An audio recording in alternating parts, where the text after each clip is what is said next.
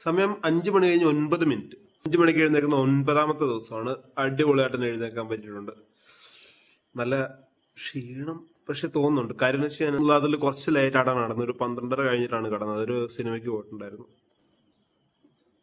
നീർമാതളം പൂത്തുകൊണ്ടേ ഇരിക്കുകയാണ്.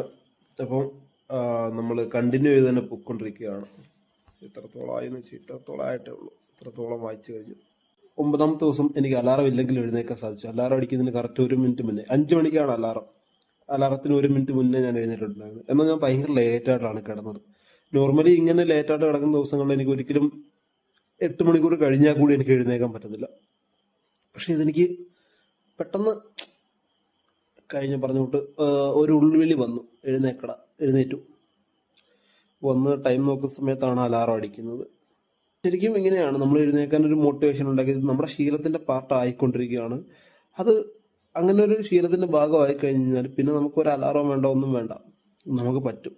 നമ്മൾ വിചാരിക്കുന്ന ടൈമിൽ നമുക്ക് എഴുന്നേക്കാൻ പറ്റും. നമുക്കൊരു എഴുന്നേക്കാനുള്ളൊരു മോട്ടിവേഷൻ ഉണ്ടാക്കുക, എഴുന്നേക്കാനുള്ള ഒരു റീസൺ ഉണ്ടാക്കുക. മോട്ടിവേഷൻ അല്ല, മോട്ടിവേഷനെക്കാട്ടിലും പ്രധാനം എഴുന്നേക്കാനുള്ള ഒരു റീസൺ ആണ്.